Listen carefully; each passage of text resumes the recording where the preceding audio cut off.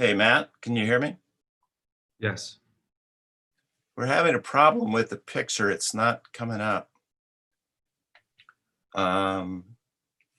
Should we just have Jim start? Well, I don't have a picture though. Jim, can you open your video?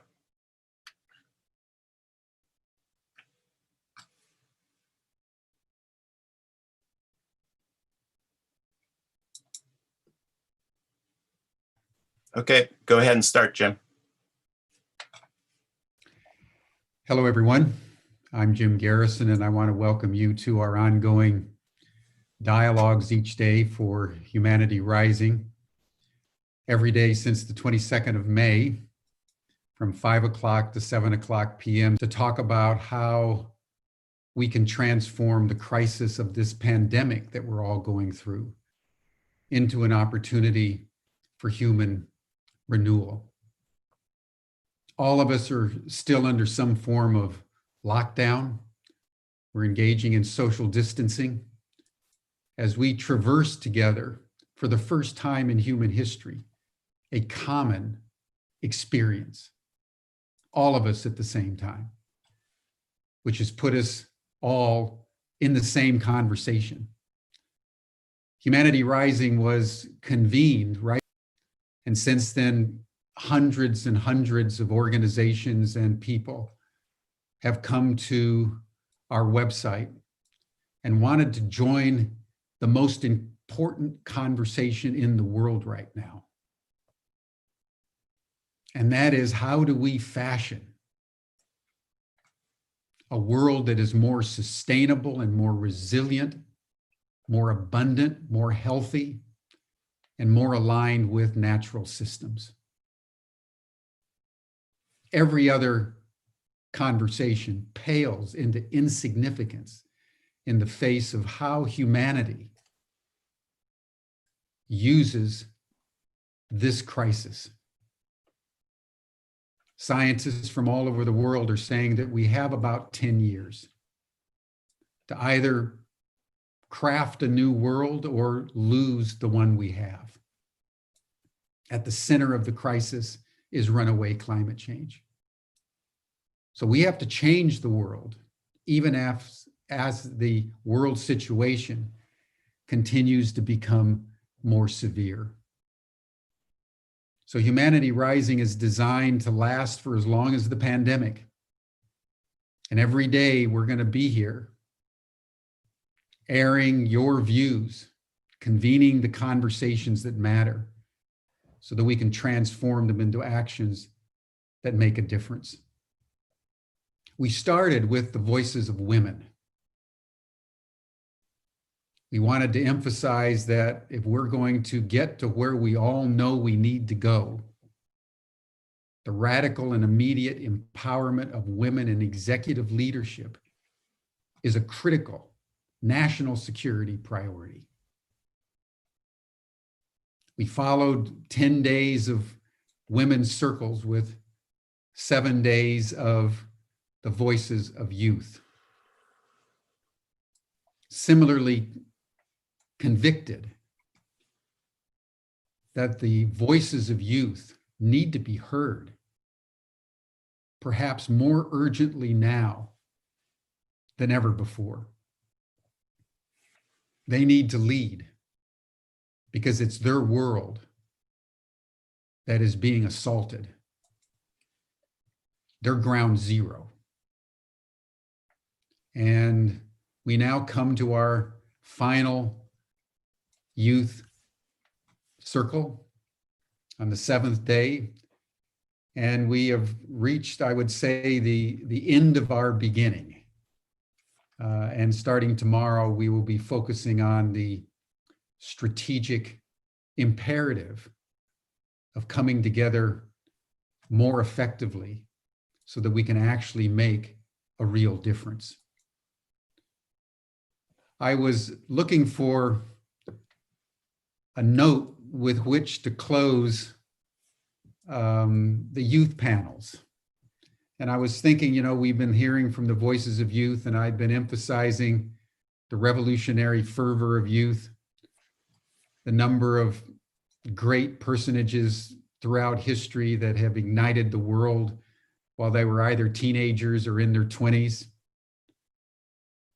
Youth by age is critical. But as we complete this dialogue from youth, it's also important, perhaps more fundamental,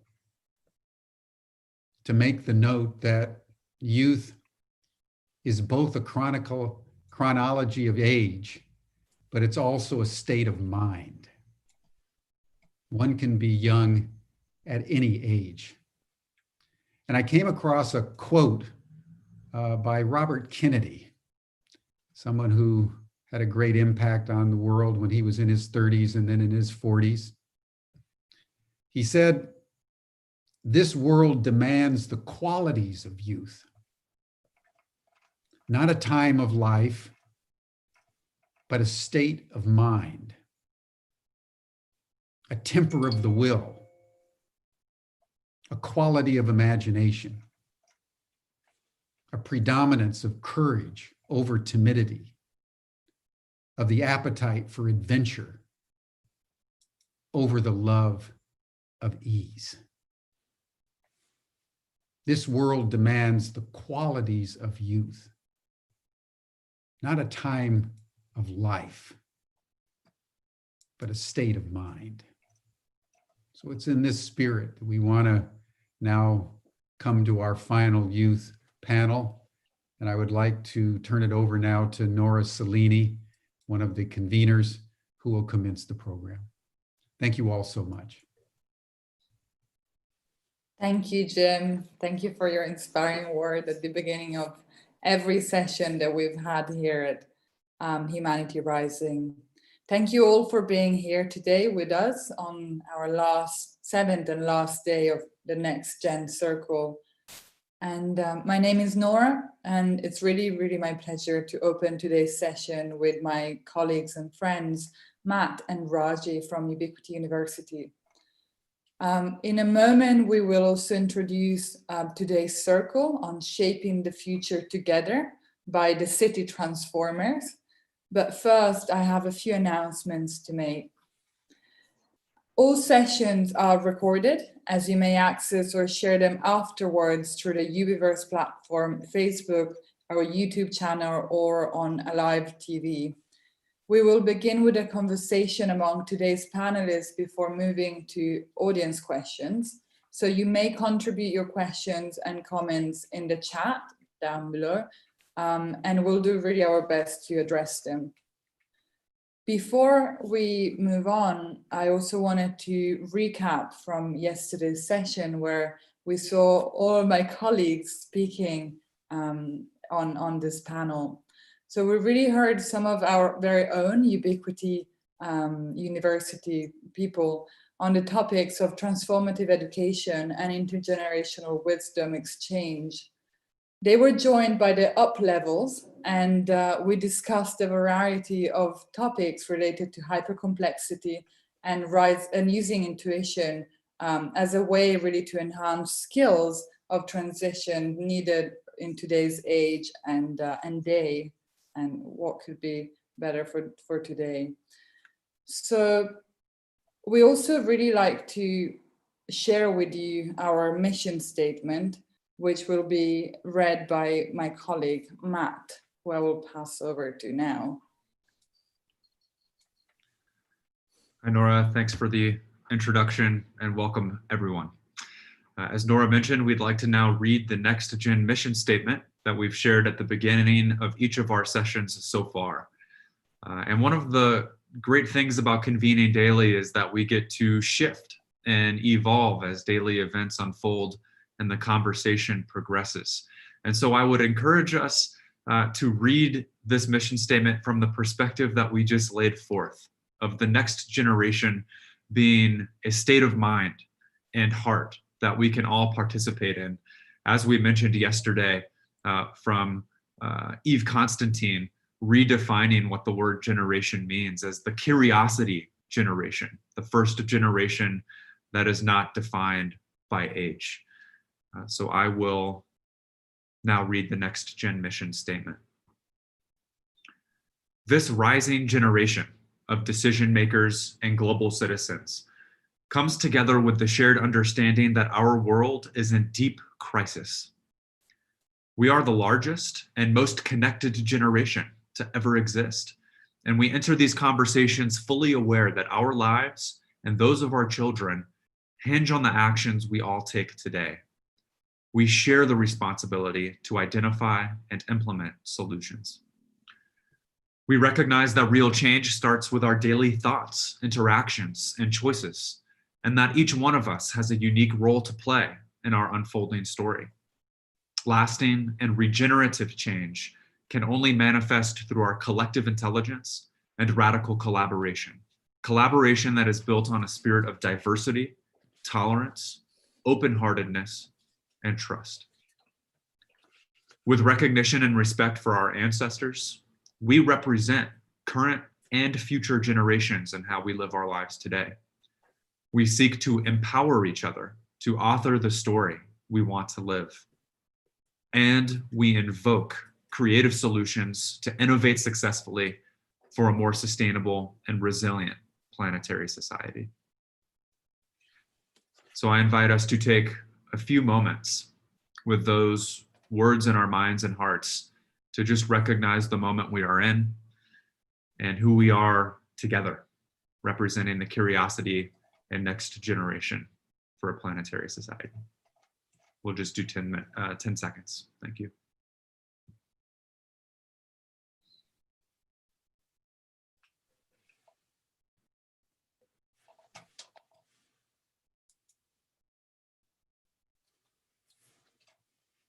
Thank you.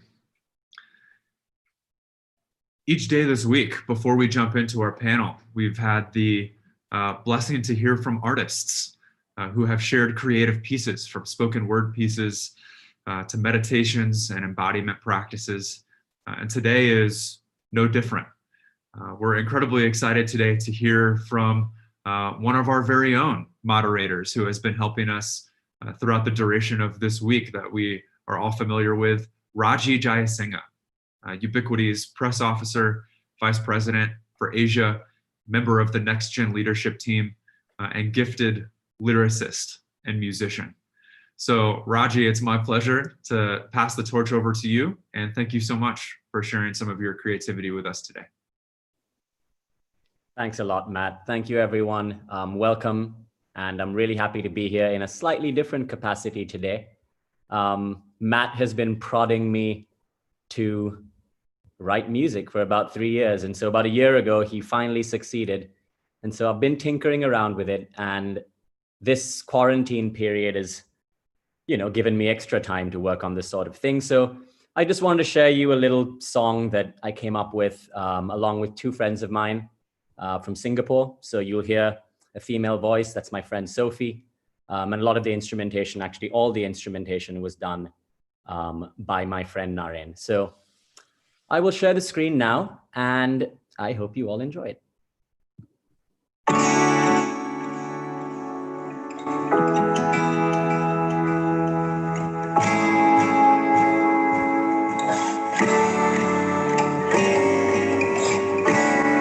I don't know what it looks like in heaven. Or even if there is a heaven. I hope it's something like this, though. Now I just wanna live forever in heaven. Now I just wanna live forever.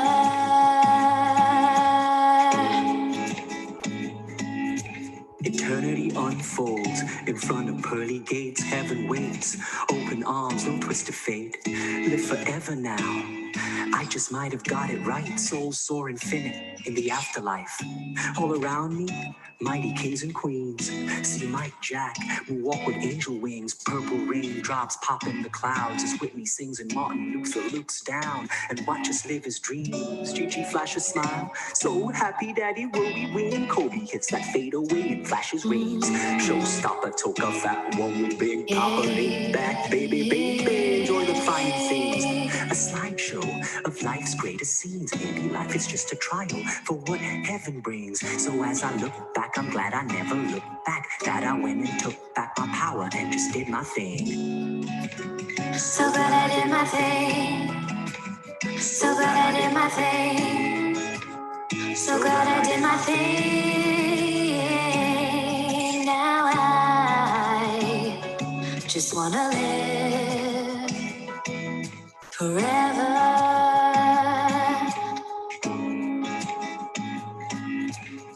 I thought I'd live forever. Sometimes regret that I didn't do better. Know what I mean? Like I never lived up to my dreams. Like I was stuck like a buck in the bees. But then I see now what this life really means. I should have picked up the threads, unraveled the seams.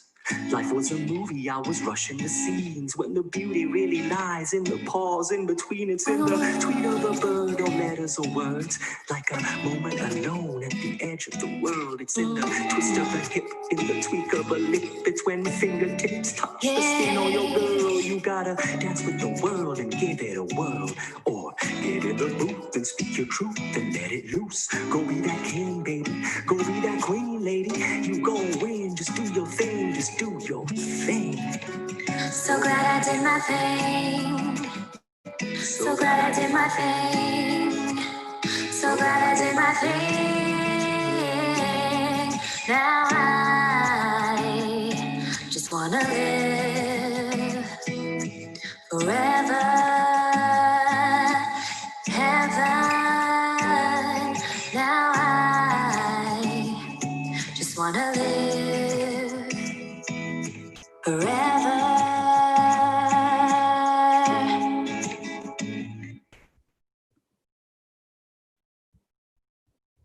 Thank you, everyone. Back over to you, Matt. Raji, thank you so much. There's something about lyrics, singing, and music that stirs the soul, and those lyrics were profound. I think it taps in to the zeitgeist of us all wanting to help ourselves and our society continue to thrive, so that we can all do our thing and play our part in the puzzle. So thanks so much for your creative offering. And I will now pass the torch to Nora to proceed with our panel. Thank you. Thank you, Matt. And thank you, Raji. It's so amazing to see my colleagues and friends showing their art, literally, and their creativity. It's so cool. So we're really excited today to hear from Alex, who's representing AIESEC in this session entitled Shaping the Future Together. Just before we start the panel, let me introduce you to Alex. So he's a young professional with a background in economics. His main responsibilities within AIESEC include connecting young and senior change makers around global goals and youth leadership through programs like the Youth for Global Goals and the Youth Speak survey. So it's my sincere pleasure to pass the mic to Alex and start this last but not least panel. Thank you, Alex. Thank you very much, Nora, for a very nice introduction. And thank you very much for the opportunity to be here. It's a great honor to be here on Ubiquity University and Ubiverse, and to be sharing some words with all of you who joined today. So as Nora mentioned, yes, today is about shaping the future together, and it's mainly about youth taking action. And mainly for us and City Transformers, as Nora and Matt already mentioned a bit, we want to start by introducing the 2030 agenda Now, I believe that most of you are really familiar with the global goals that UN actually set back in the 2015, and it was, or it is, still is, a grand vision for the future endorsed by more than 190 states.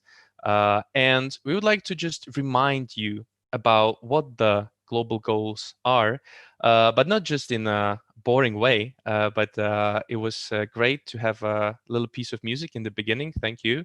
And we would like to continue with that and share a little bit untraditional way to introduce the SDGs, how they're called, by Alan Atkinson, who is an independent UN advisor, and he is a really forerunner in sustainability. And he was once invited to have a traditional lecture about the Sustainable Development Goals. Yet, instead, he performed something that was rather unusual. And that's what we're about to see now. So I would like to just share with you this, our first video, where Alan Atkinson would perform. So if we can have our first video on, please.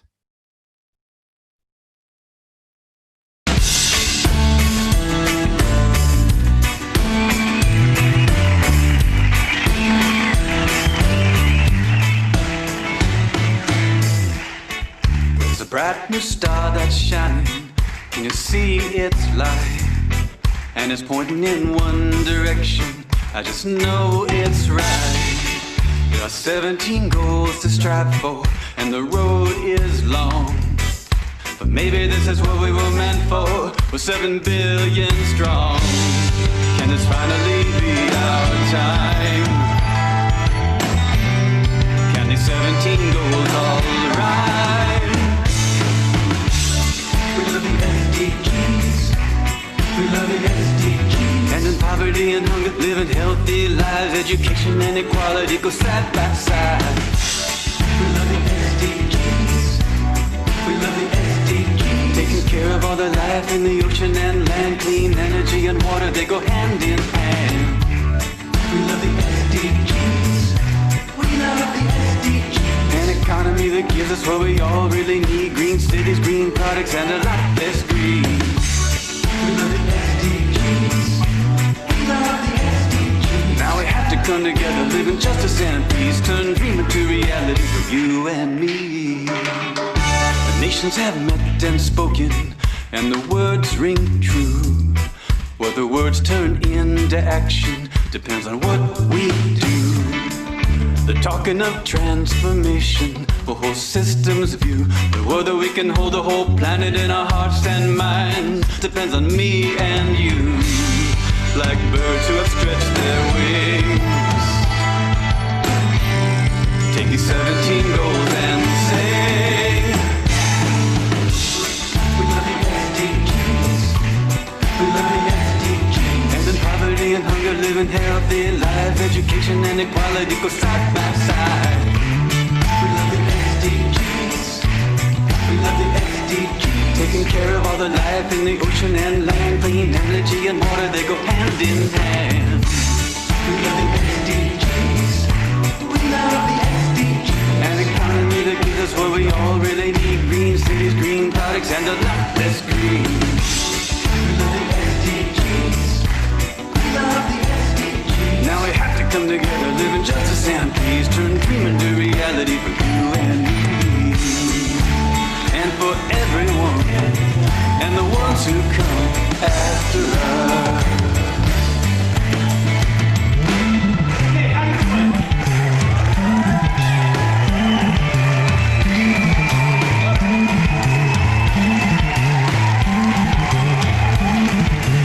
End poverty everywhere in all its forms. End hunger, make health and well-being the norm. Provide education everywhere. Yes, thank you very much. So as you see, we this was a little taste of Scandinavian culture, where of course we take things like global goals very seriously. At the same time, we are able to take a little playful side of that and have even a song performed on that topic. So as we all love the SDGs and the 2030 agenda, it's a great signpost on the road to the brighter future. At the same time, we ask ourselves the big question: how can we turn this vision into reality? Since now we only have 10 years until 2030. So how do we turn this vision into reality? And for that, we brought a question that I would like now to be shared on the screen. And I would just read up this question, which was brought up by a very special person. So the person is Buckminster Fuller, and it reads that: how do we make the world work for 100% of humanity in the shortest possible time through spontaneous cooperation without ecological damage or the disadvantage of anyone? So that is a burning question that was posed by this visionary, Buckminster Fuller, and he was a visionary architect, inventor, and we might guess, but he posted this question almost 60 years ago, and he was already trying to bring these questions up to solve the world's problems. And he went so far that he even introduced a big logistics game, and he called this the World Peace Game. Now, this game was really special in a way that it was rather a vision by Mr. Fuller, and it was a tool that would be accessible to everyone, a very powerful tool, and that this game would ultimately force the politicians and the political process to move in the direction that the values and imagination and the problem-solving skills of the ones playing that game democratically would open the world game. And what the game would dictate, it would force the politicians to actually act on that. Now, the Buckminster Fuller came up, as I mentioned, with this big idea and this big game long before the internet. And actually, he was already posing these plans. Now, at this current moment in the 21st century, we have all the personal computers and all the technology, and together with the new generation, we are perhaps able to move this vision into reality. And for this, we came here together with a few people from our today's panelists. And together, we will explore how to work together across borders and even across generations to turn this vision of world peace game into reality. And we have panelists who are very young, almost 14 or 15 years old, but also older ones. So we really try to connect and interconnect all the generations in order to turn this vision into reality. And one of the panelists today and one of the speakers is Bente Milton. And Bente, she is a filmmaker, educator, and actually a media producer. And she's focused on developing new learnings and methods that bring young people digital skills into play. And now Bente is also a founder of a startup called City Transformers. And I'm curious, Bente, could you talk a little bit more about City Transformers and what does it do?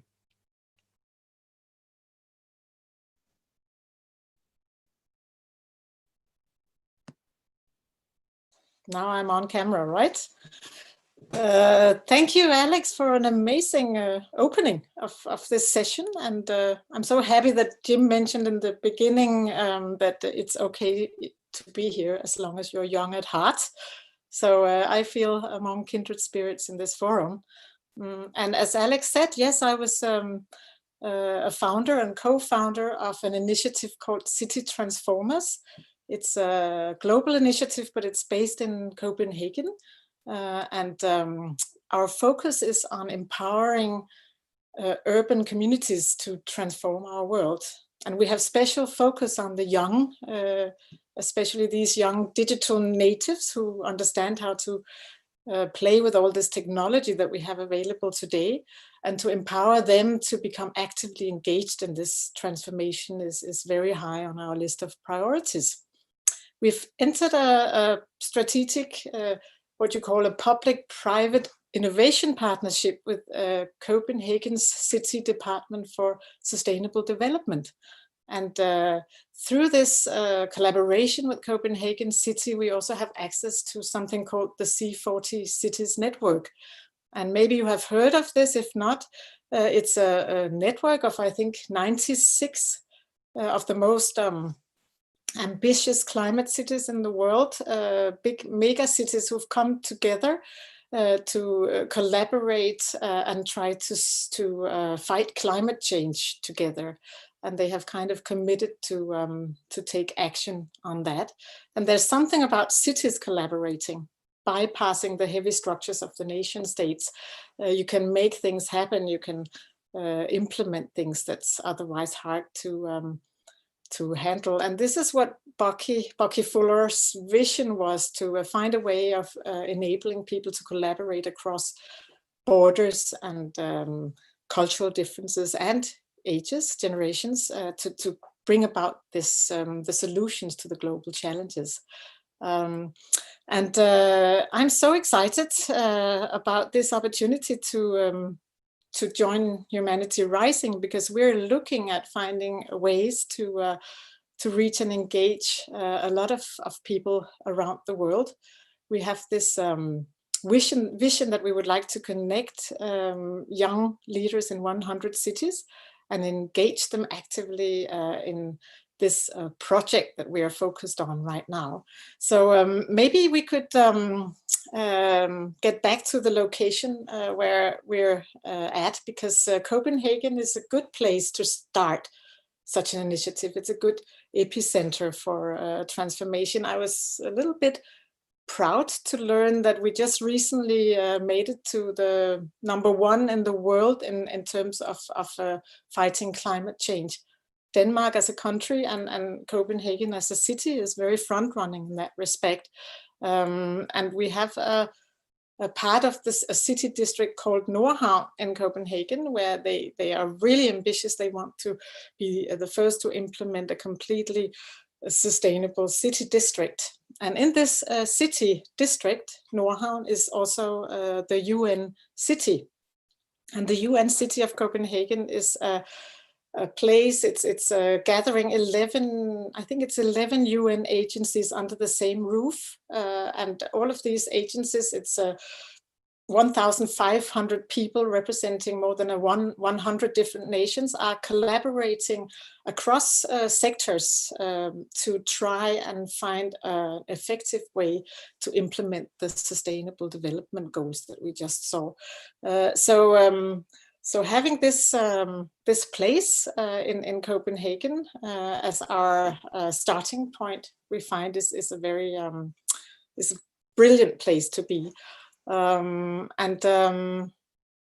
Yeah, I guess I'll just round up by saying that it's very important for us to engage the next generation. That's where we have our focus. So I'm delighted that Alex has joined the AIESEC network, which is the biggest student-driven organization or network in the world, present in, I think, more than 120 countries have joined the initiative and will help us get this project on the wings. So maybe back to you, Alex, you could tell us a little bit more about AIESEC and what you're doing there in AIESEC, Denmark. Definitely. Thank you, Bente, for a great introduction of City Transformers. And I would like to just, follow up on that, because what you've been talking about, engaging youth and making them pillars of the future, that's what actually AIESEC is about. And I am representing AIESEC, as Nora was introducing me before. And We are actually a youth leadership movement, and the largest one, the largest youth-driven organization in the world. So AIESEC, spelled AIESEC, is present in more than 120 countries and territories. And what AIESEC really stands for is that AIESEC believes that young people are the key to a better future. And that's why AIESEC offers this cross-cultural exchange and various cross-cultural exchanges, and through which participants can practice leadership and practice that leadership in challenging environments, and at the same time contribute to the global goals. Because as we introduced this session with the Sustainable Development Goals, well, AIESEC is one of the pioneers of making sure that the global goals become a reality. And every, for example, a volunteering experience that AIESEC provides is linked to a particular goal. Now, in order to contribute to global goals, we first, of course, need to be aware of those goals. And AIESEC thought about this as well. And therefore, back in 2015, AIESEC and UN formed a partnership where AIESEC established an initiative called Youth for Global Goals. And that is aimed at activating youth towards achieving the Sustainable Development Goals. Now, because AIESEC is specialized on young people in the age from 18 to 30 years old, that's how AIESEC defines youth in organizational terms. Yet, of course, it's very important to engage a wider range of generations. For example, even younger students that should also become aware of the 2030 agenda.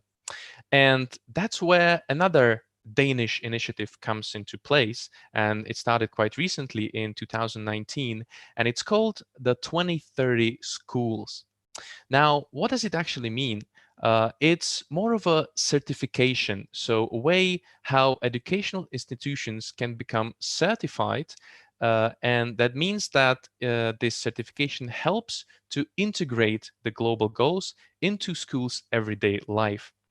So it was developed by a Danish nonprofit organization, and that focuses on really turning the global goals into action.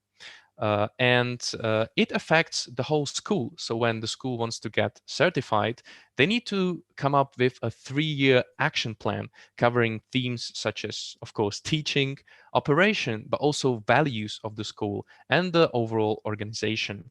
And this way, Danish society wants to encourage also younger students and pupils in those schools to become engaged and become activists towards the global goals.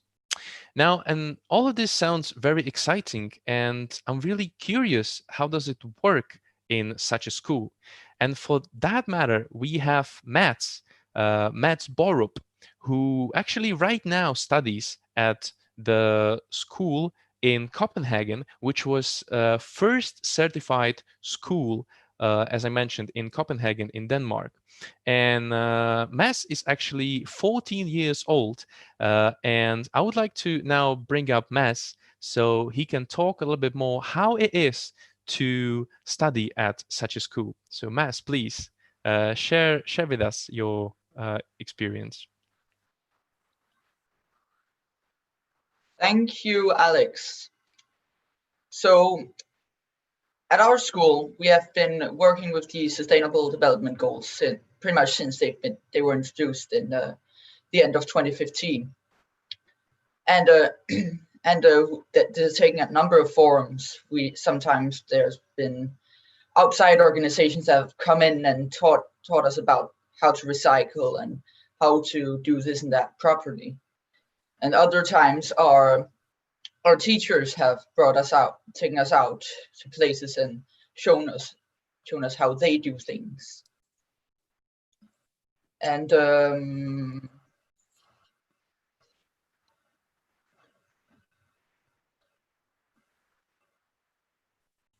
Yes.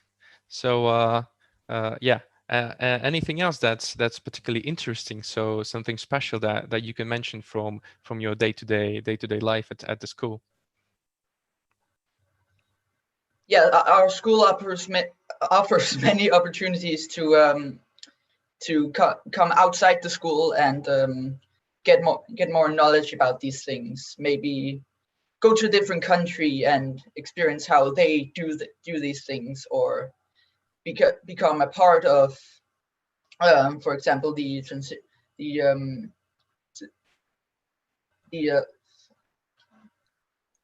transition city, which I myself was a part of.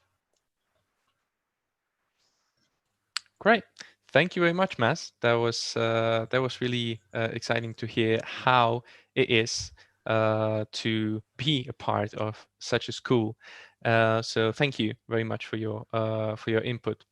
Now, as we move on into the program, as we mentioned, we are now in the year 2020, so we have 10 years until the completion of the agenda and completion of the global goals.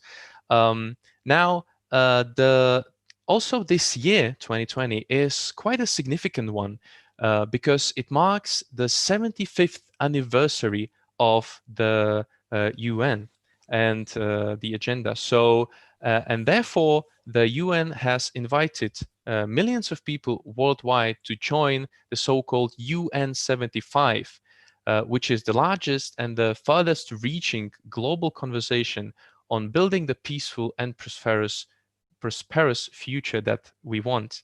And now I would like to just share with you this little video, which is a call to action from United Nations. So if we can bring it up on the screen again, please.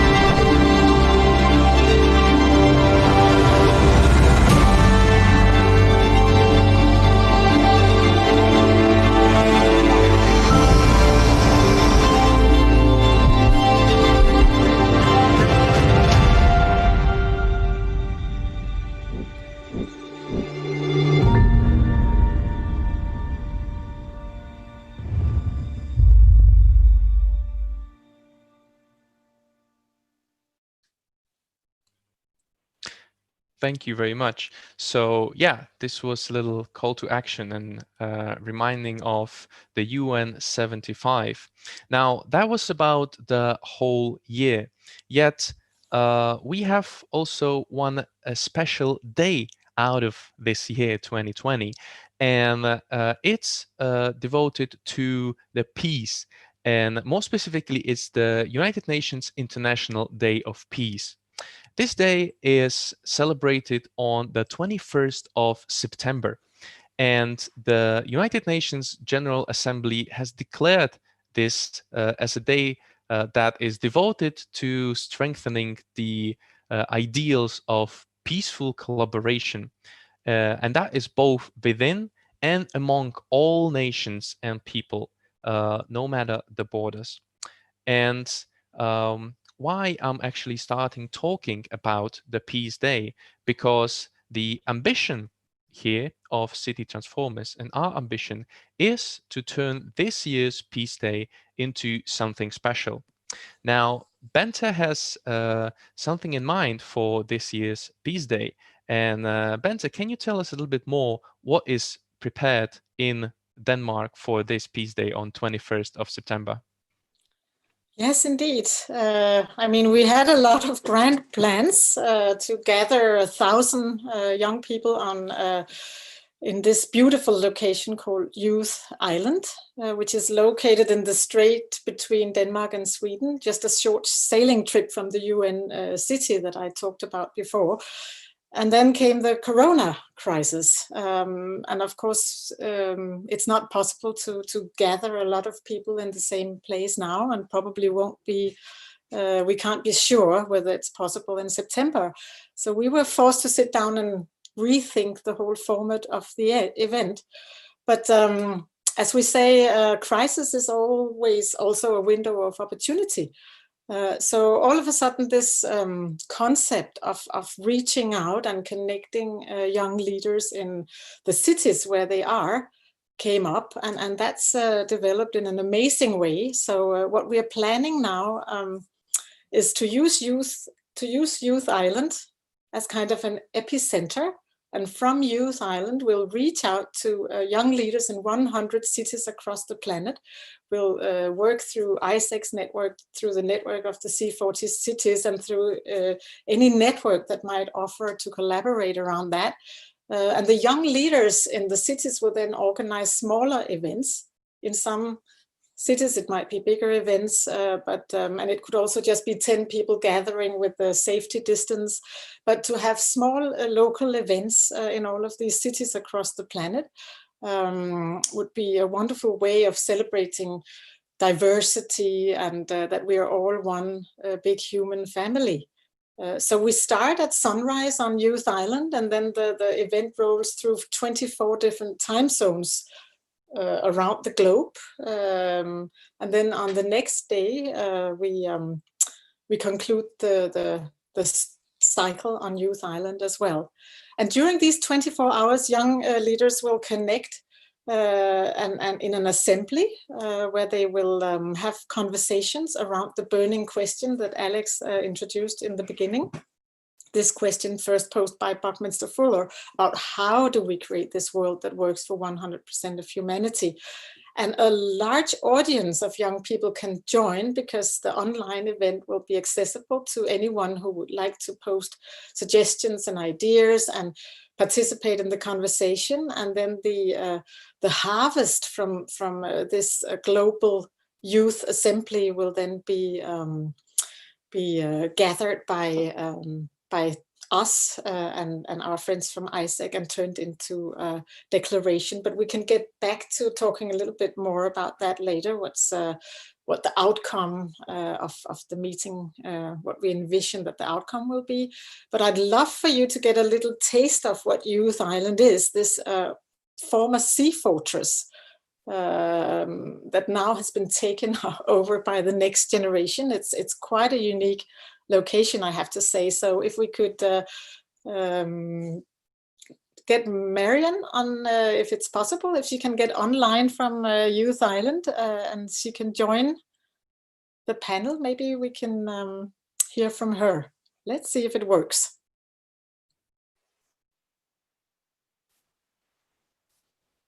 Hi. So yeah, my name is Mariann, and right here behind me is a part of the Youth Island, which, as Bente says, it's located right outside of Copenhagen. I don't know if we should start off by seeing a short video from our grand opening.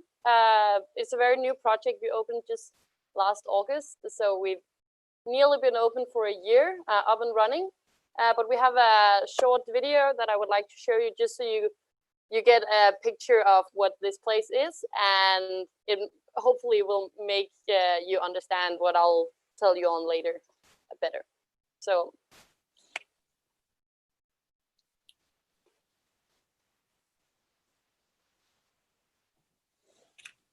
let's see if we can get the video to play.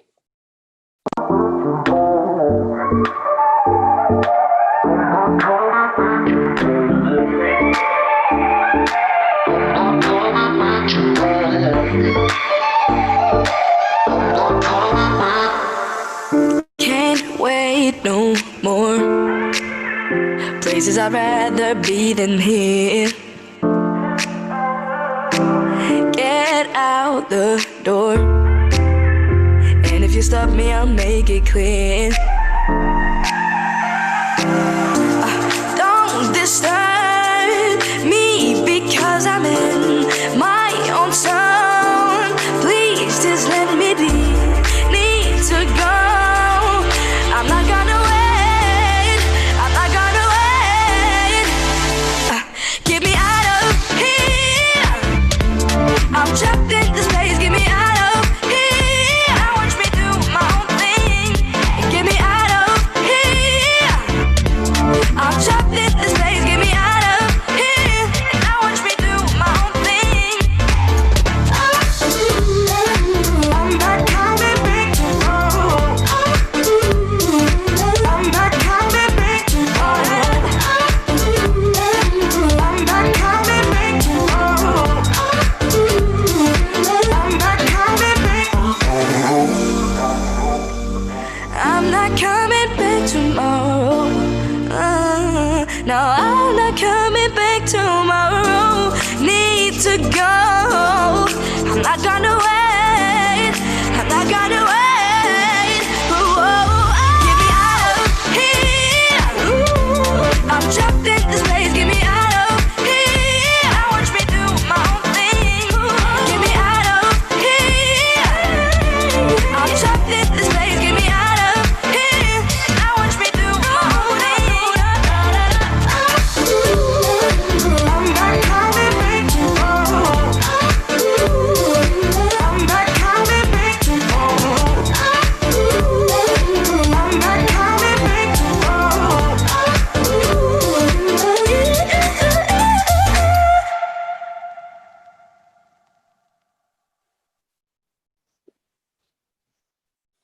Yes, so thank you very much.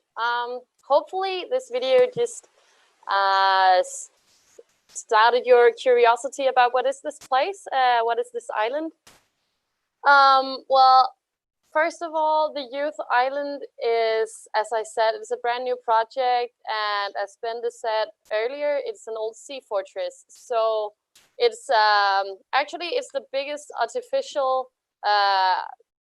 island in the world that's not connected to land by a bridge. So we're in the middle between Copenhagen and Sweden, and you get here by a ferry ride.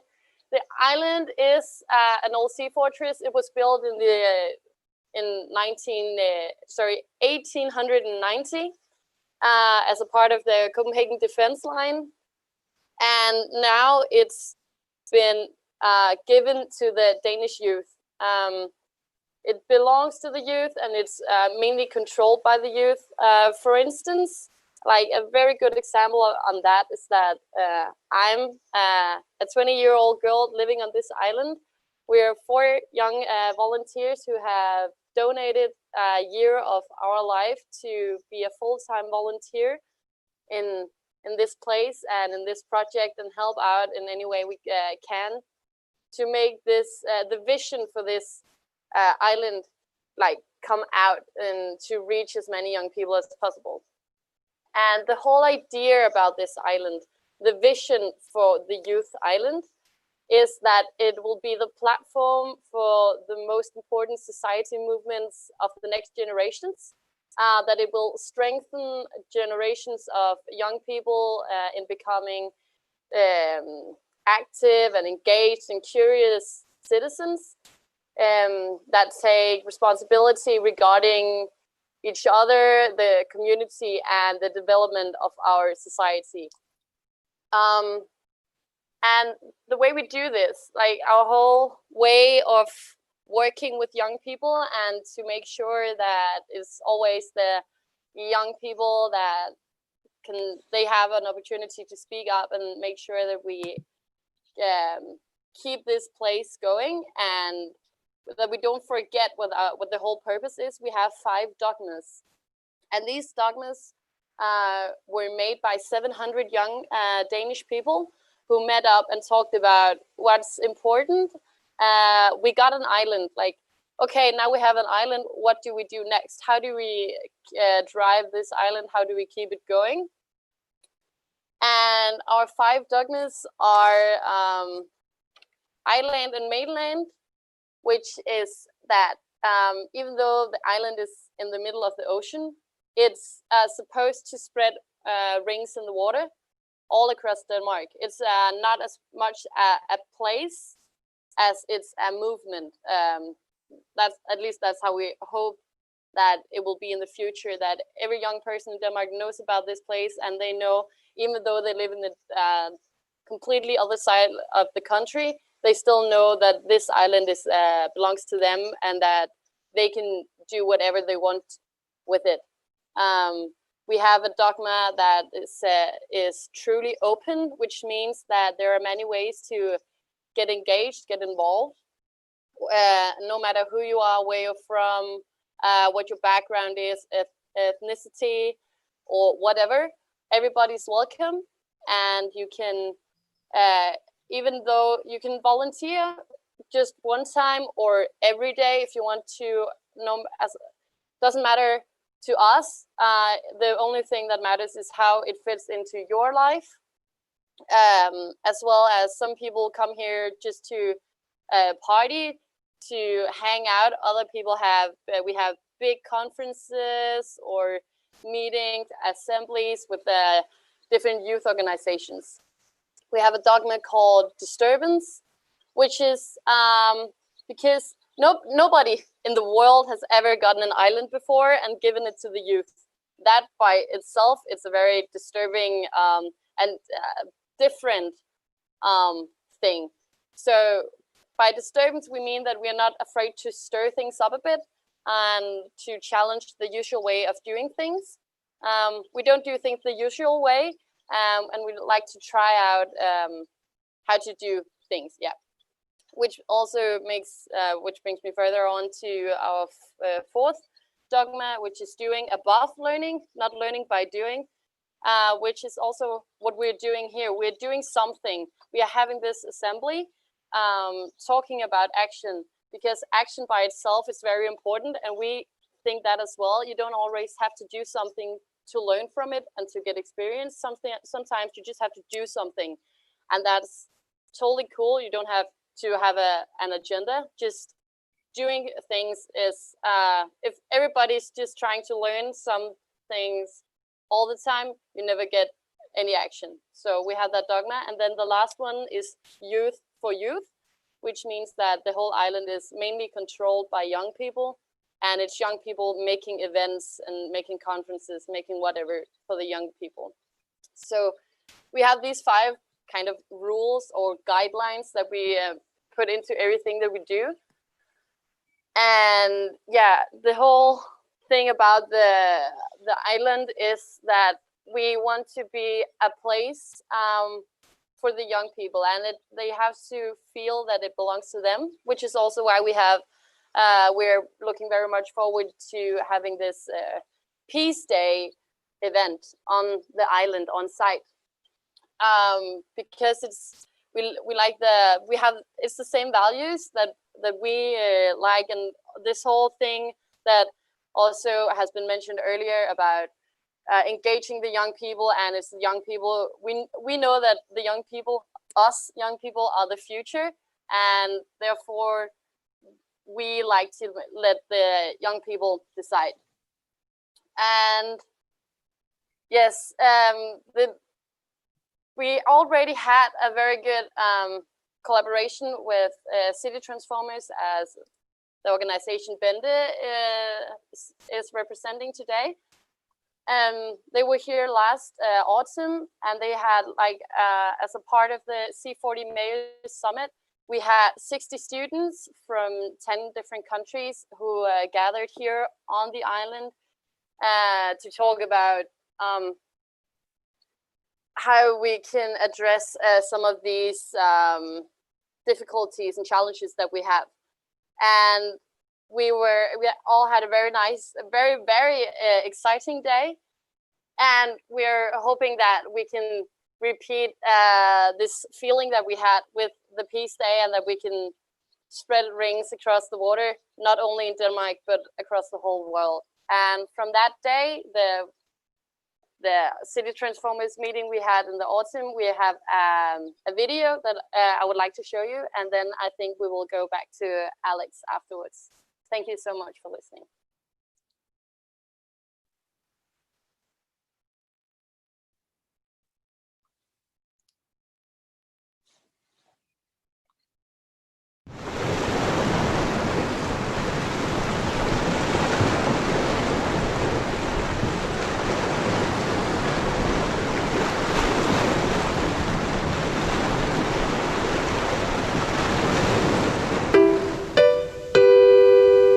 We want to live in a sustainable city. It's such a wonderful life in a city so pretty. So join us now, we want you here. So join us now for the future. Hello, City Transformers! Is there anybody who cannot hear me? It was an amazing experience because I had never gotten to have a place where I could talk about like climate change on a larger scale than what was in my school. And coming here, they did like little classes, or like we got to talk to people who I've experienced a totally new perspective on it as well, seeing people from other countries. First, you will have to pick it up and repeat after me. So it goes like this. Da da da da da da da da.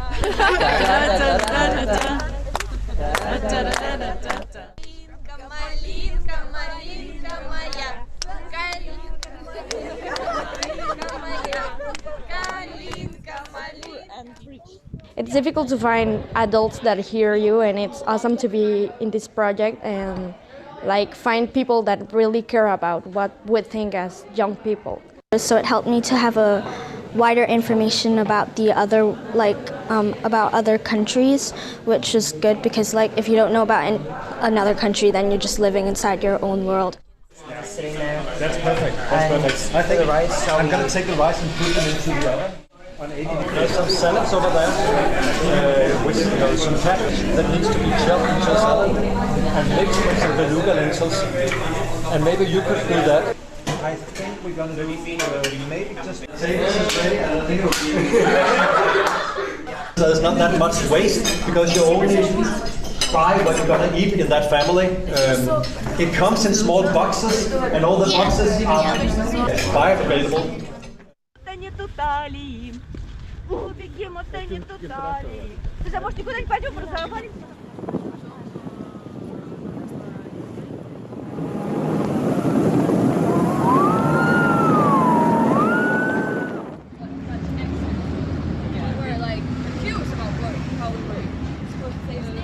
It's nice to see here it's really sustainable because everyone's using their bikes, and it's nice to see how everyone's using sustainable transit.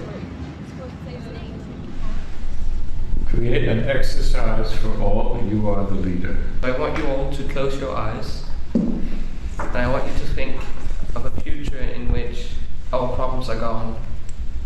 What would it look like? Why are we not focusing more on making green energy cheaper? Let's sell projectors and buy whiteboards. Yeah. Why aren't we making sustainable options the easiest option? Why are we using plastic? It's very impactful to meet new people who have the same interests, but also because we all work together and we have different opinions on things, so we each have different ideas on the same subject. So together we can make a bigger impact. I've seen how other people view things, and now from that I've opened my eyes to seeing the world differently. So join us now, we want you here. So join us now for the future. It doesn't matter your age, you are able to speak and hear. Like I was in a table with a 12-year-old and a 27-year-old. We also learn to be respectful and hear, because it's not always your voice, it's all voices, and like to be part of a big project together. So join us now, with you and you and you and you and you and you and you and you and you and you and you and you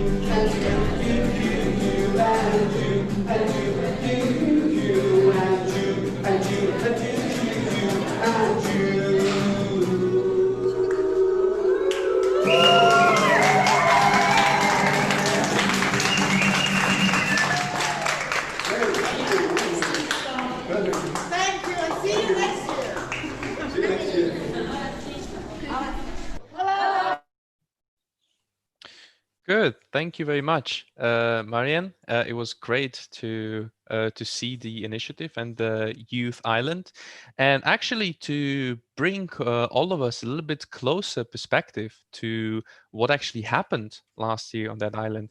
We have together here Luka with us, who is a 15-year-old student, and she is from Copenhagen City, and she is really a climate ambassador and climate activist who was one of those young facilitators at the C40 Youth takeover at the Copenhagen City Hall. So, Luka, can you perhaps share your insights with us, how it was to be there, one of the participants? Yeah, of course. Thank you, Alex. Yeah, as he said, I was at the C40 Youth takeover, but not as one of the city transformers. You see, I was a climate ambassador and still is, and we climate ambassadors helped to organize the whole event and stood in front of the whole event, and it kind of okay. So you had all these amazing mayors from all over the world, from all the C40 cities, and we gathered people from all over the world and to sit and talk about a sustainable way of living and ideas of how to incorporate a sustainable lifestyle all over the world in ways that could be possible for everyone. And the way we did that was that we would divide us into tables of 5 with people who represented all the other countries and Danish politicians, and then also climate ambassadors at every table. We would work in 3 tracks. The first one was climate knowledge and education. The second was climate, career, and jobs in the future. And the third was the youth access to power and participation on the climate agenda. So all day we would brainstorm these ideas, and then as the outcome, we made this booklet. And in this booklet, we gathered all the ideas, and the next day we handed it over to all the mayors of the C40 cities. And I think that's kind of it. But I would like to also talk about the climate ambassadors, because we are an organization full of young people who have been educated on the SDGs, the Sustainable Development Goals.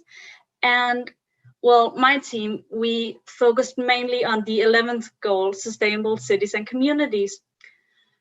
For about 7 weeks, I think, we worked on this, and then at the end we got to present it to to a selected group of influential people.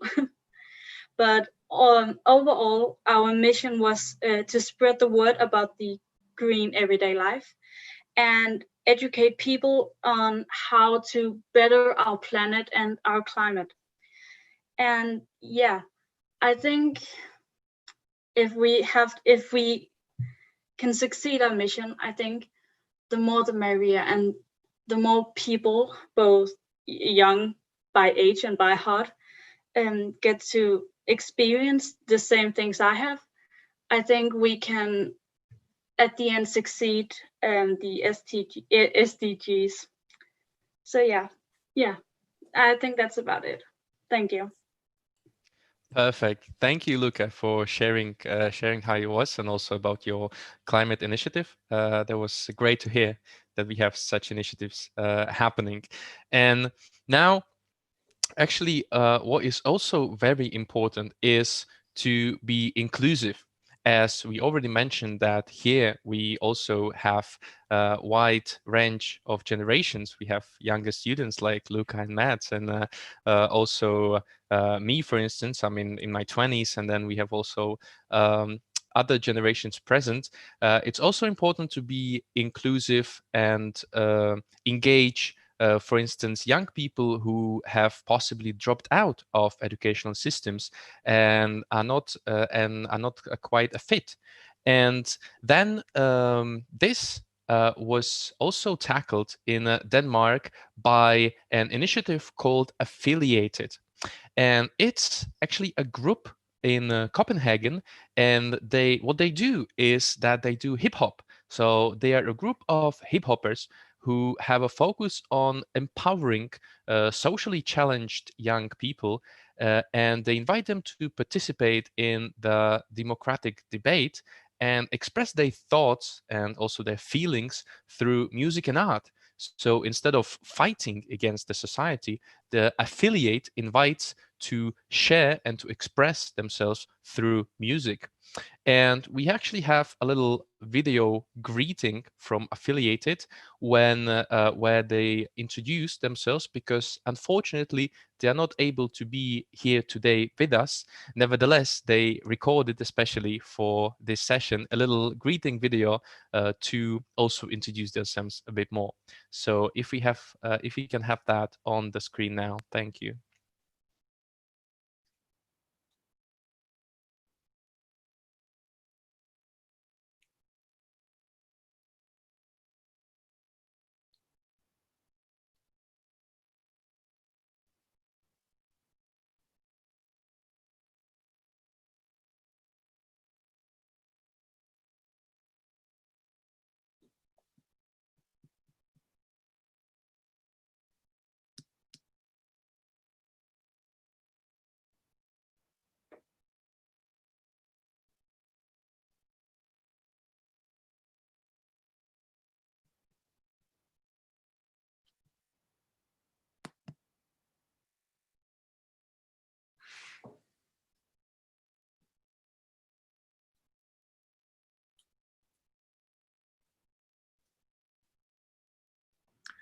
Hi, Rick. I think we might be having a difficulty with audio, just to note.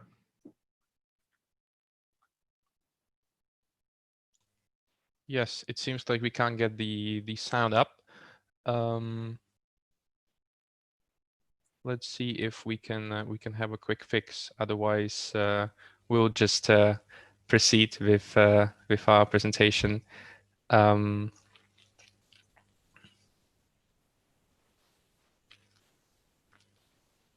Yeah, it seems like the audio is a bit struggling.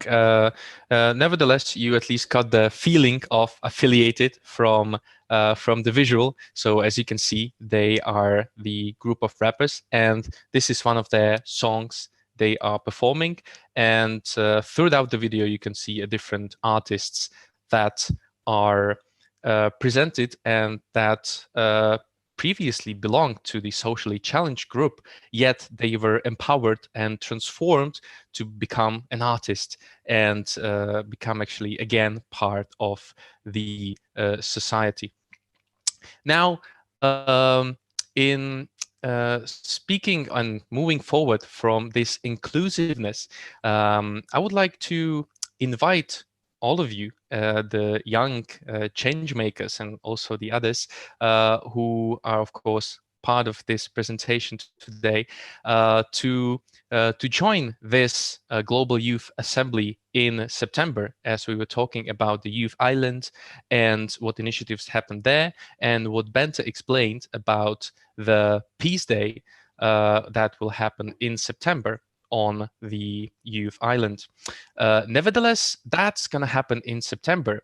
Yet, as of now, already now, you can start raising your voice and speak up for the young generation. And that's where AIESEC comes in place, because AIESEC developed a special survey that enables young people to speak up, as I mentioned, and raise their opinions about global goals and also the world issues. And I will be, of course, sharing the link to the survey in the chat where you can see it. And the survey takes a couple of minutes, and it's both taking the views on global goals. So it's asking young people whether which global goals are actually particularly interested for them and which are they trying to engage in. And also it asks about career aspirations. So the survey not only feeds in the data for City Transformers and AIESEC to get the idea what the youth is longing for now, but it also gives a point of reflection to young people, because there are questions such as what are my career aspirations as a young person for the future? Do I want to work in a non-governmental organization, or is it a large corporation I would like to be involved in? So those are such a questions that I believe it's a great way to be to reflect on and try to answer for myself. So of course, getting involved in September Peaceday is a great thing, and already now you can start raising your voice through this survey. Now, in order to conclude on the Peaceday in September, you heard from Luka that they, at the end of her event, they concluded a little booklet. And actually pretty similar thing is going to happen after the Peaceday, because it's very important to have an output.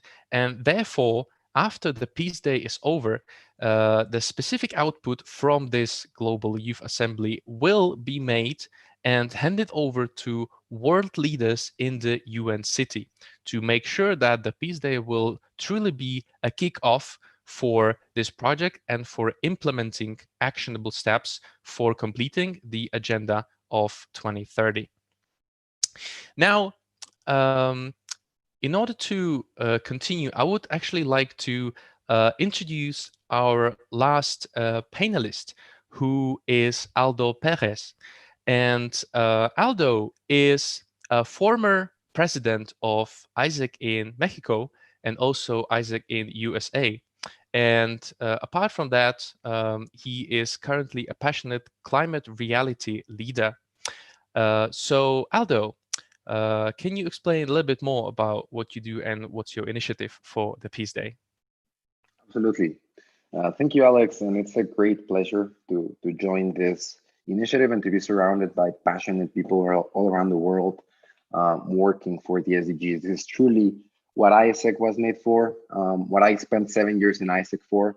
It's to make a change and to make a difference. So really, really excited to be here, and thank you.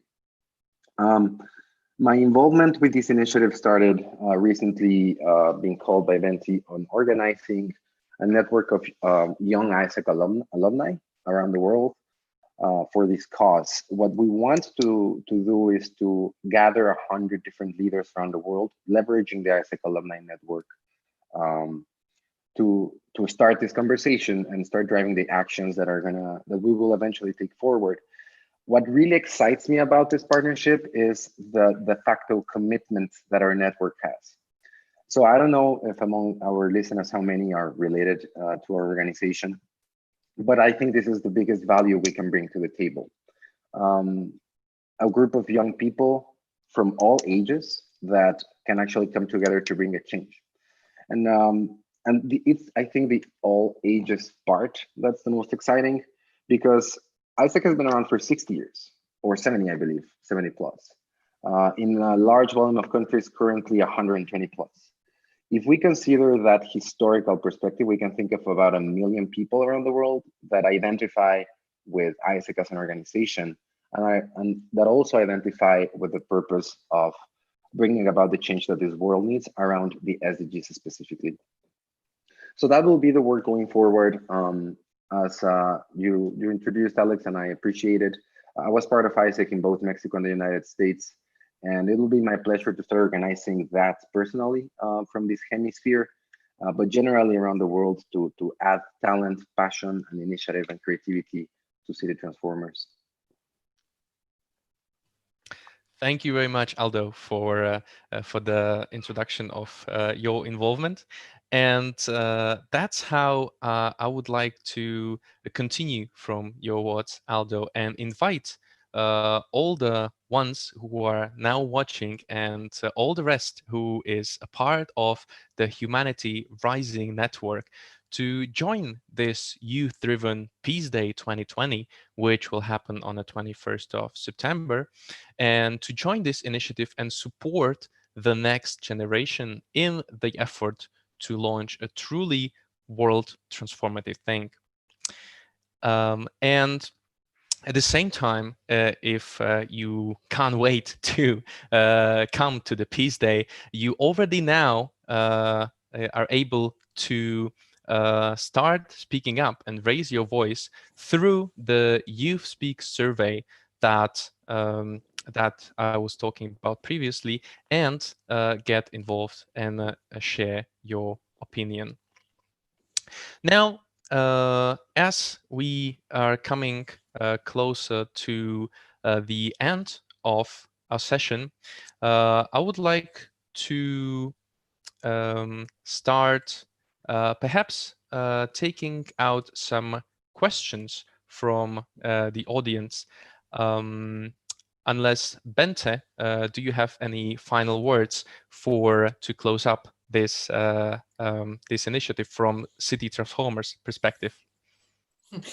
Yes, well, yes, thank you, Alex. I was trying to follow the chat and the Q&As, but I'm not very good at multitasking. But there was a lot of comments in the chat about where do we find information, links to the videos, links to the different initiatives, and we will share everything in the Ubiverse, the community platform. We have a little space there, and we'll create like a list of links and to the websites and different resources and material that you can look at. We also started a very initial website on peaceday2020.com.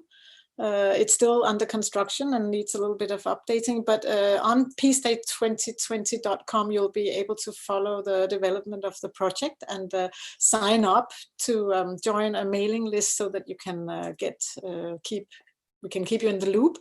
And as Alex said, it's so important for us also to reach out to across generations. There is a lot of really brilliant wise elders also in the Humanity Rising Network. And it would be a wonderful thing if some of the wise elders from the network could join the initiative to support the young ones on this journey as their mentors and advisors. So I'd also love to invite the elders.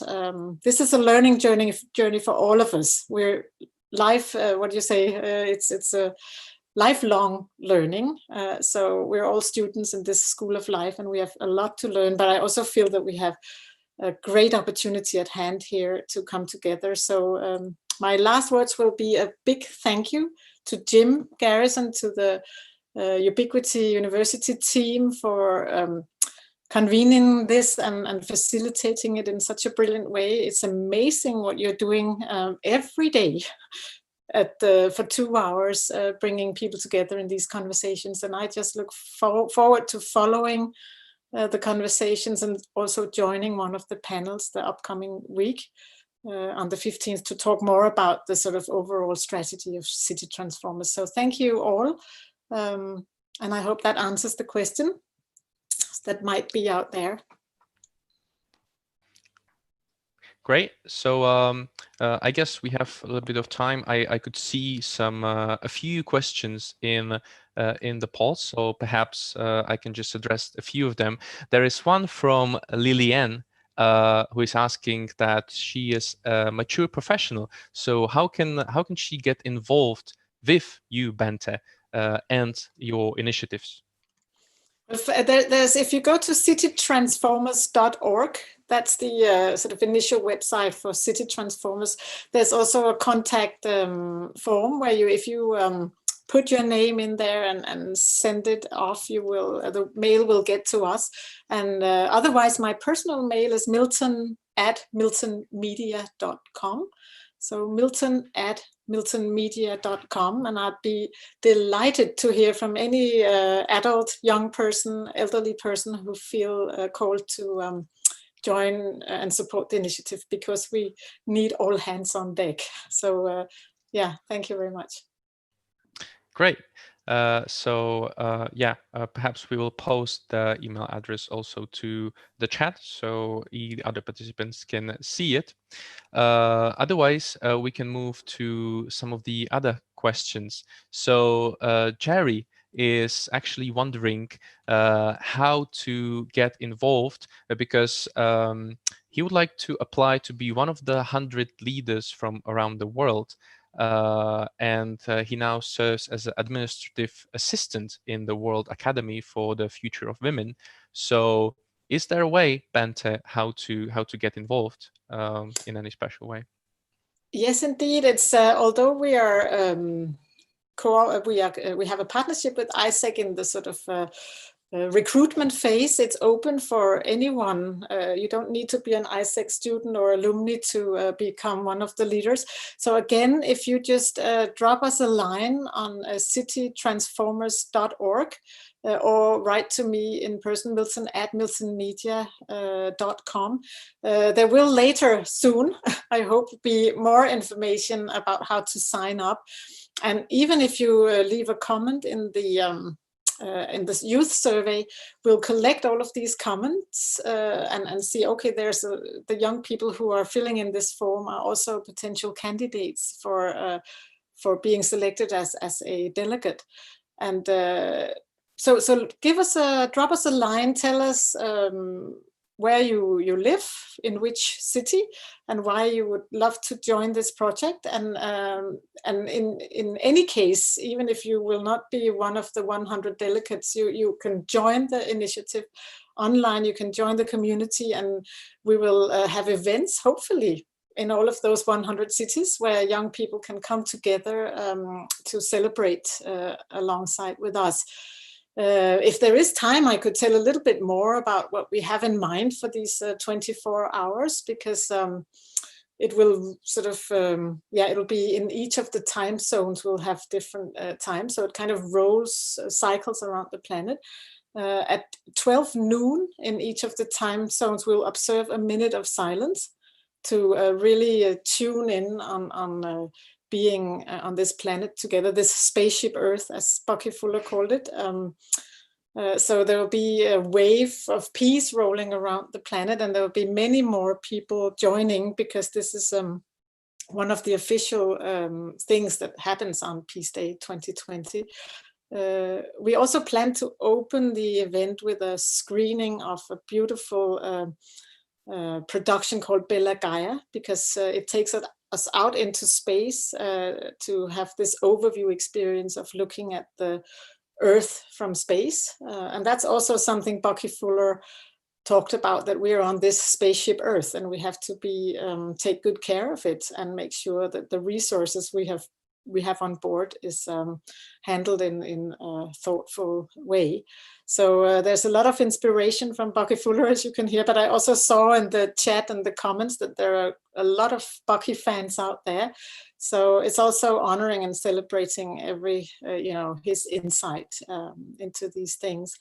But yeah, the overview experience, a lot of beautiful young people gathering on the island, but in smaller groups to be to keep it corona safe, but to have these conversations around the bonfires, 4 or 5 people had, and everybody, the concept is that we pay attention to everybody, what they have to say. We're all on equal footing. So I don't know if you're familiar with the Art of Hosting World Cafe concept. If not, you can look it up, World Cafe. But it's really about having conversations that matters around burning questions, and then bringing the conversations into impactful action. So we're inspired about Art of Hosting. Toke Paludan Møller, the founder, is a friend of mine, and he's created with many talented people this wonderful concept. So we'll come together in circles, we'll have dialogue across cultures and continents, and the outcome will be some kind of a declaration, a manifesto that we'll hand over to the world leaders. And of course, that's where the real work starts. So Peaceday 2020 is the kickoff, and then the work starts. Then we're going to have to find out how can we build a new model of the world that will make the old one obsolete. So that was the last Bucky Fuller quote from me. But I look forward to hopefully seeing a lot of you jumping on board this project. Thanks a lot. Great. Thank you, Bente. There was actually a similar question posted by Anne-Marie.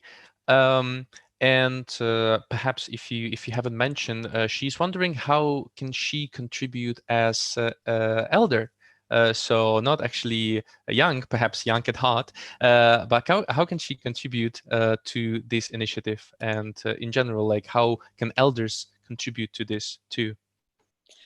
This is we'll send out this call because it's very important to have, you know, people who have a long life and experienced a lot of things, to have young people leaning on them. I mean, we can learn so much from each other. So in the same way, you can sign up, give us a little bit of a description of your background, and because we will be inviting maybe, I don't know, 20, maybe more elders to step in and become kind of the sages, the wise elders that will support the youth. And all generations, everyone who's young at heart, of course, will be needed, because on the road ahead, it's not just about having a list of conclusions. We really need to bring these things into action, and we need to start implementing the vision in real reality. And that takes collaboration across disciplines, different stakeholders. It's business leaders, politicians, and it needs to happen locally and globally at the same time, because time is such an important factor. We only have 10 years. And if we don't manage to turn things around within that time frame, it could have devastating consequences. So I'd love to see a critical mass of people on a planetary scale gather around this initiative. And now you have a forum, the Humanity Rising Forum. It's open to inviting more people and more organizations. And I think the team, Ubiquity's team, is doing a great job facilitating this. So you can jump on board the Ubiverse and join us there, and we can continue the conversation there. Perfect. Thank you, Bente. Now, we have actually one question for all of the panelists. So there was this question that if there was a defining experience in your life that inspired you to make the world a better place. And I'm actually curious perhaps about the younger ones of our panelists, because it can be, for me, it was initially very surprising when I saw, for example, Luka. You were only 15 and you already started to be an environmental activist and climate ambassador. So can you perhaps share with us a little bit, like, what made you to become such an activist? Was there a specific experience that inspired you to become such a person? Well, I think I go to the same school as Mads, so I go to the 2030 school, and I think I've been raised both at home and in my school to always try to make a difference, and I've always known that we don't live in a perfect world and something needs to be changed. And then when I got a bit older, the opportunity to become a climate activist and ambassador came along, and I thought that maybe I should take it, and maybe I should, like, I don't know, just spend some time with it and stuff. And then I don't know, I think I got inspired and just wanted to do more. Wow, that sounds amazing. So actually being brave enough to take on this opportunity when it emerges, because one thing is to see those opportunities, and another step is actually acting on them. So great job for taking that initiative and becoming an activist. I think the world needs more of such young people who are brave and trying to do something about this world in any of the situation. Now, to come back a little bit again to this question of a specific experience, I'm wondering, Mariann, you devoted the whole year of your life to live on a youth island. What inspired you to become such a volunteer? Was there a specific experience that that inspired you, or how did that happen? This whole island thing, I love the idea about giving the youth an opportunity to actually make a change and to really get hands-on experience with as I said earlier, we want to make curious and active and involve the citizens. And I just love the whole idea about gathering people, no matter who they are and where they're from. That's something that means a lot to me, and I think that together we can go a long distance if we team up across different backgrounds and capabilities and stuff.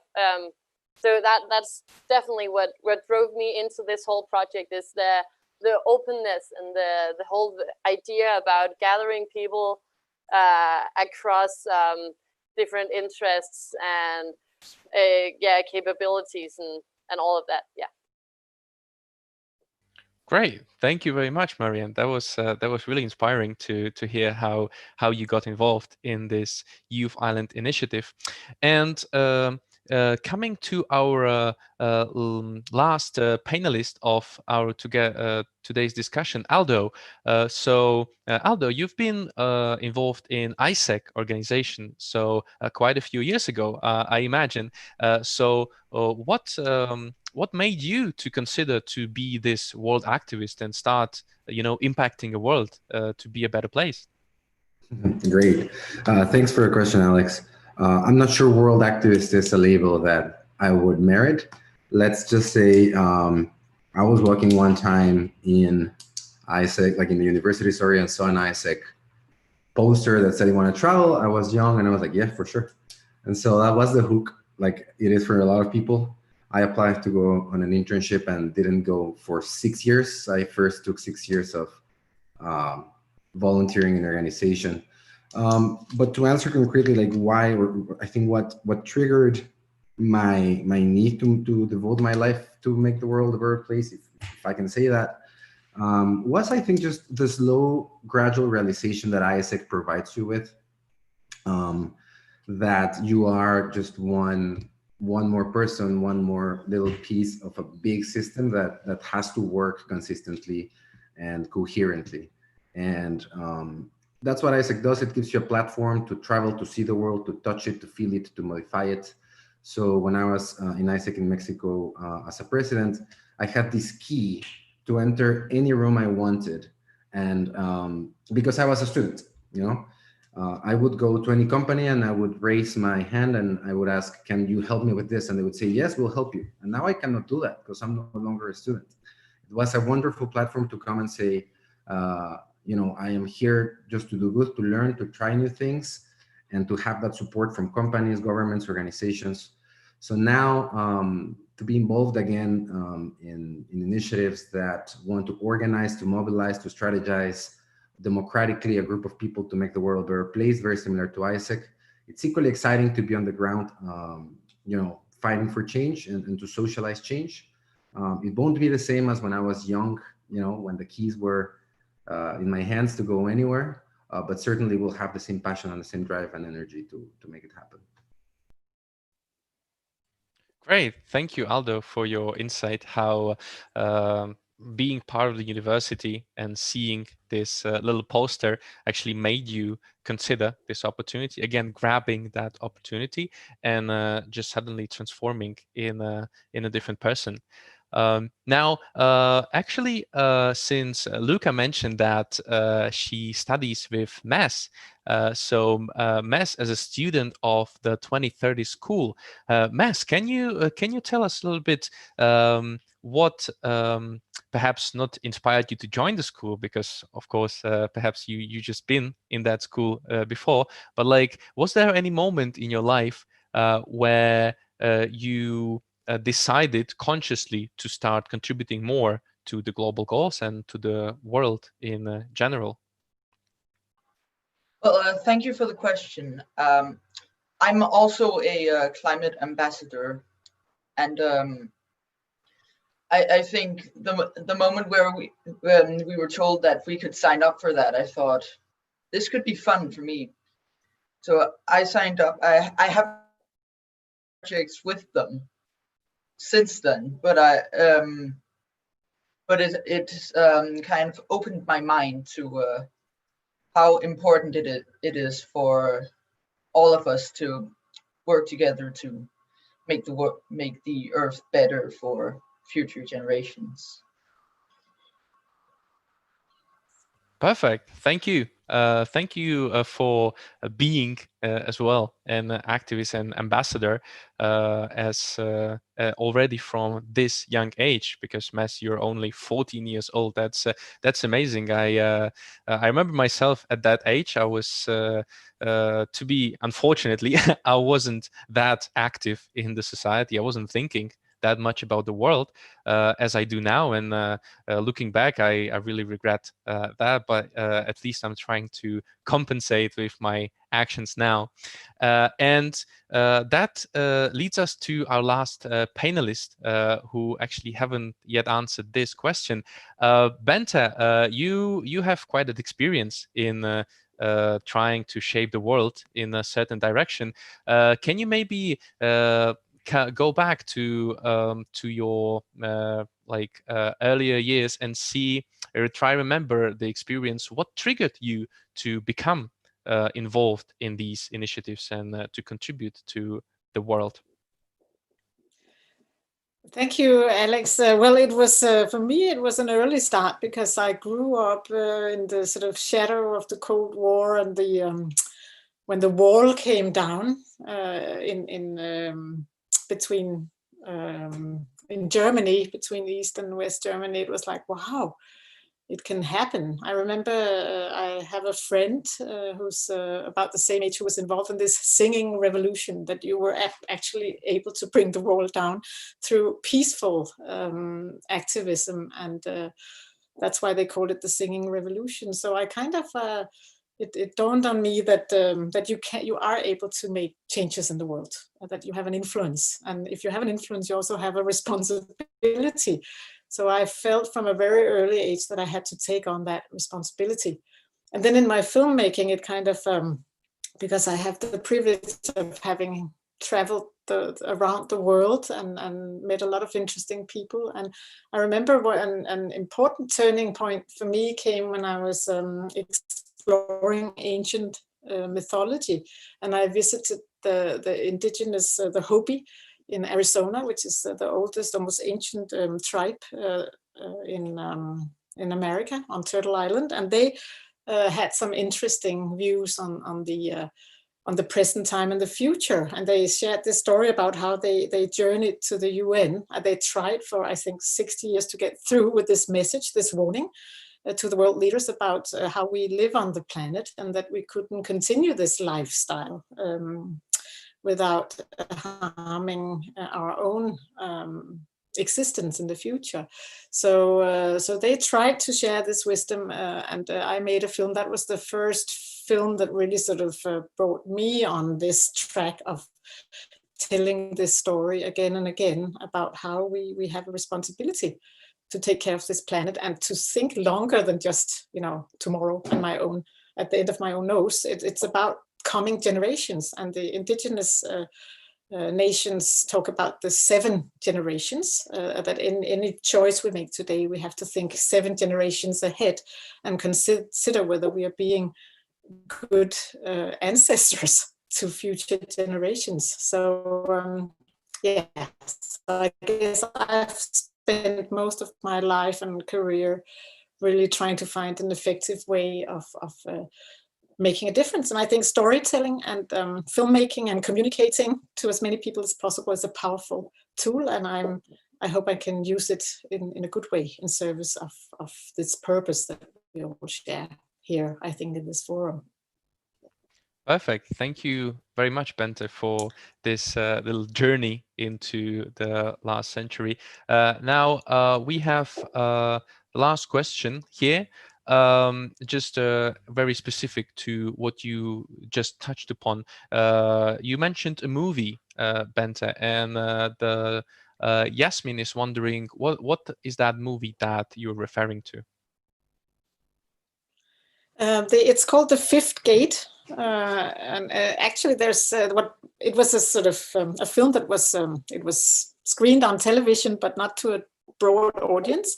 But the funny thing that happened was it came out on YouTube. Somebody took some clips from the movie and put it up on YouTube, and now it's been shared with, I don't know, several million, 2-3 million people on YouTube.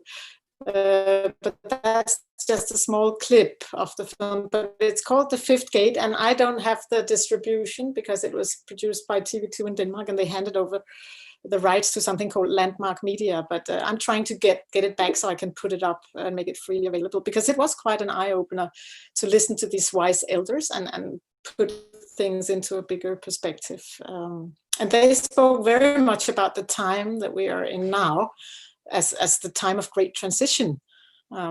And I remember, you know, that they said, well, there's a purification time, then there's renewal time. And we're entering this time of renewal now, but there'll be like a painful phase that we have to go through.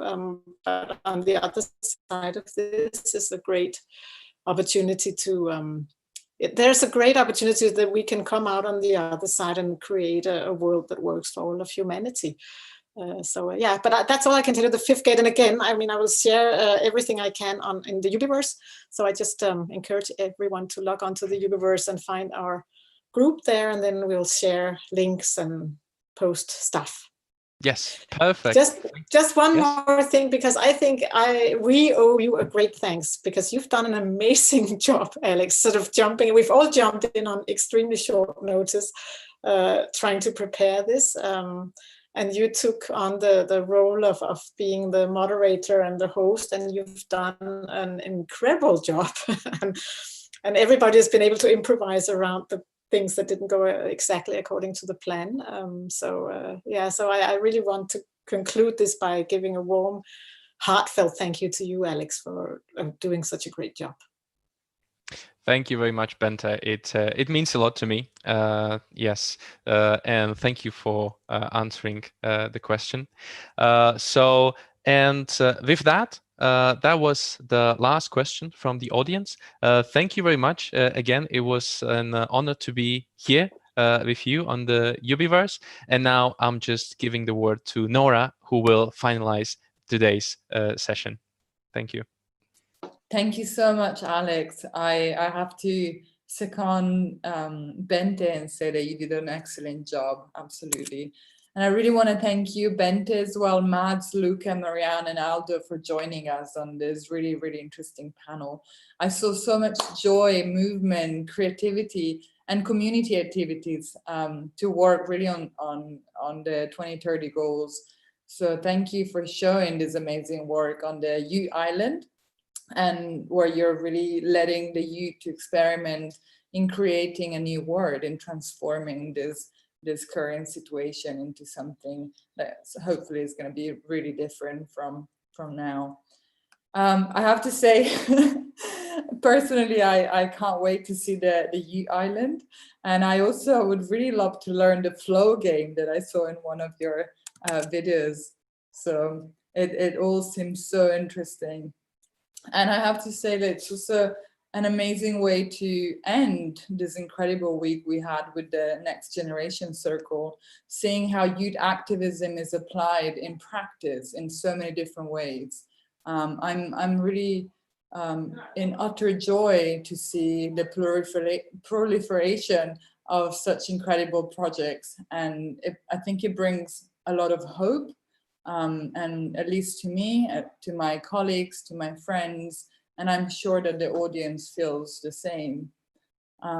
So I've been having the great pleasure of introducing this fantastic week on Monday. And now, sadly though, I think I need to bring it to a close. But before finishing it, I think it's also important for you, audience, to know that we are committed to transforming these conversations that matter really into actions to make a difference. So the first action that we will take in representing the vision put forward by our NextGen leaders throughout this last week, and representing it in an overview to the summit. So please really stay tuned, and we invite you to continue engaging with the NextGen conversation. It's on the Ubiverse, as we've stated a number of times, and come there, share your opinion, your thoughts, your insights, your experiences, your projects, because this is how change really starts, by getting us all together, sharing ideas and creating an ecosystem. Thank you. I'll pass it back to Jim to close up this fabulous week. Thank you. Thank you, Nora. And thank you, Raji. That was a splendid piece of music, Raji. You have a great future ahead of you. And thank you, Matt. The three of them have been curating this week and put together all 7 days of the panels. So I just want to acknowledge them, and obviously Bente and Alexej and all the people who participated today. I want to thank you. You brought our youth panels to a splendid close. I wanted to end on the same note with which I started today, before just saying something about this next week. I made the point that youth is not so much a time of life, but a state of mind. And someone just sent me an email with another quote that took my comments in the Robert Kennedy quote to a deeper level. And I would like to share this as we round off the 7 days of Voices of Youth from around the world. It's from John O'Donohue, from his book, The Invisible Embrace. He says, when we approach with reverence, great things decide to approach us. Our real life comes to the surface, and its light awakens the concealed beauty in all things. When we walk on the earth with reverence, beauty will decide to trust us. The rushed heart and the arrogant mind lack the gentleness and the patience to enter that embrace. When we approach life with reverence, great things decide to approach us. Our real life comes to the surface, and its light awakens the concealed beauty in all things. When we walk on the earth with reverence, beauty will decide to trust us. The rushed heart and the arrogant mind lack the gentleness and the patience to enter that embrace. If I was to characterize the world today and the leadership of most of our governments, it's characterized by the rushed mind and the rushed heart and the arrogant mind. One thinks of the George Floyd death and the hundreds and now thousands of actions around the world. Where is the gentleness? Where's the patience? Where's the reverence for just simply walking on the earth? So as we conclude the end of our beginning, let us strike the note of reverence and beauty. We're going to need that because starting tomorrow, we're going to embark on the beginning of the next phase of Humanity Rising. And that is to contemplate together as deeply and clearly as we can. How can we come together in such a way that we can actually make a difference in the world? At this critical moment in our history, it's not enough to be right. We only have time to make a difference in the right. And in some mysterious way, that is not through coercion, through force, through violence. It's through reverence. It's through humility in the face of an extraordinarily beautiful world. I hope all of us can join these conversations over the next 10 days now, which we're calling Strategies for Change. We're running out of time as a planet. And somehow, in some way, Humanity Rising is seeking to make a difference by bringing you and people all over the world together to have deep conversations and then transform them into actions that really make a difference. That's youth. That's reverence. That's the adoration of beauty. Thank you, everyone. We'll see you again tomorrow, 5 o'clock to 7 o'clock p.m. Central European Time for the beginning of our Strategies for Change program. Welcome, and thank you all.